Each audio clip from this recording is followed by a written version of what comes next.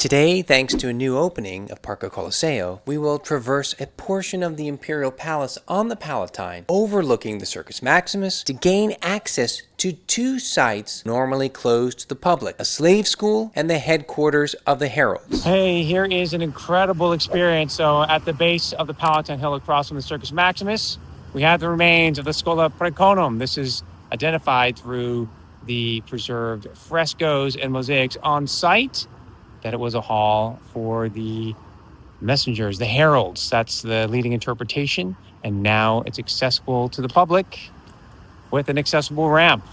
Walking under the vaulting of the Palace of Domitian, the Domus Augustana as it came to be called, in this case attributed to built-out extensions from Trajan, the Antonines, and the Severins, we can admire the magnificent structures, and this path allows us to admire the huge hulking arcades up close that extended the palace out from the Palatine Hill towards the Circus Maximus. At the same time, we can get spectacular views of the Palace of Domitian itself and its striking facade. We're still on terraced portions of the palace complex, where there are two structures identified as related though distinct buildings, part of the larger palace.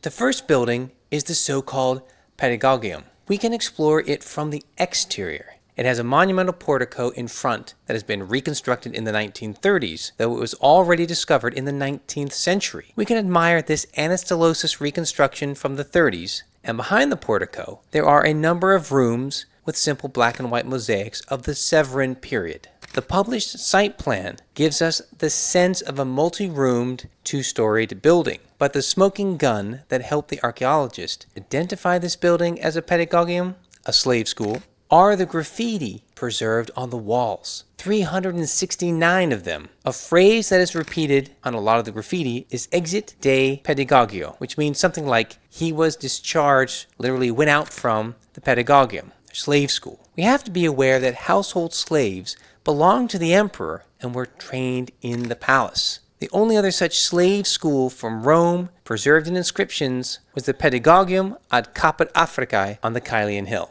Most famously from the building, and preserved today in the antiquarium on the Palatine Hill, is the scene of a donkey-headed figure on a crucifix, with the man standing beside him. And in Greek, scratched in the walls, it is written Alexamenos worships his God. Again, this is in Greek, and it is one of the earliest references we have to the Christian worship in Rome. So someone's making fun of this early believer of Christ, giving his God the head of a donkey. It's hard to date graffiti, but this one's been dated to the 2nd to the 3rd centuries AD. Of the hundreds of others graffiti, there's great variety. People scratched in their names in Latin and Greek, at times their jobs, often with crude images of charioteers, gladiators, and so on. Common names like Cornicus, Hermes, Pallas, Doryphorus. Sometimes their names tell us where they were from. Graicus, Armenus, Asiaticus, Bithus, Gallus. Keep in mind that these slaves were trained to do many things, oftentimes serving food, cleaning, managing parts of the palace, like the dining room, the bedroom, and so on, taking dictation, and sometimes just looking pretty for the guests and the emperor. A lot of ink was spilled by ancient authors about the beauty of slave boys in the company of the emperors, their long hair, their effeminate bodies, who were on hand at banqueting in the homes of the emperor and the homes of the rich. There are also plenty of graffiti referring to sexual acts, another job description expected of slaves. Now let's descend to the other building on the lower terrace, the Skolola Praonum. The Praecones were Rome's heralds, the voices of the state. No newspapers, no mass media. If you wanted to know a new law, a public sale, or the day's games, you heard it from them. And this building, the Skolola Praonum, was their headquarters. Think of it like an ancient guild hall, part office, part clubhouse, part ritual space. From here, announcements echoed out of the Palatine, literally carrying the emperor's voice into the streets. And location matters, right here next to the imperial palace. These heralds were a living link between the emperor and the people. Without them, in a sense, Rome went silent. The building itself dates to the 3rd century on pre-existing buildings. The frescoes of attendants aren't necessarily or clearly heralds, rather they seem to be servers, tendants, even tricinnarii, according to some scholars, those on hand to manage the meals in the banquet halls, or tricunia. They date from 200 to 240 AD. The feature that defines this as a hall of the messengers instead is the later black and white mosaic, dated to the 4th century, possibly Maxentius. There are two groups of 4, and a number of these individuals hold a caduceus, the staff of Mercury, the herald herald of the gods, thus the clear identification with them as messengers or heralds. Some of the figures carry flags, vexilla. Might some of them be nuntii of the circus?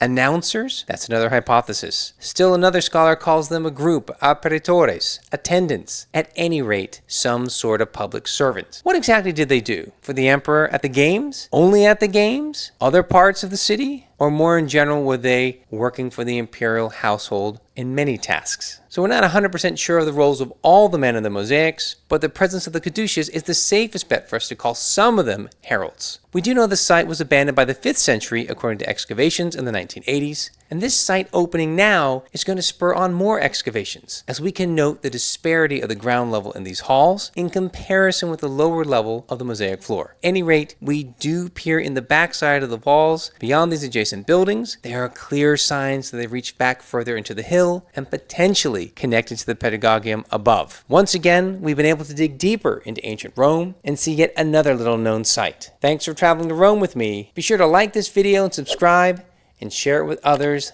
that love to travel and learn more about ancient Rome.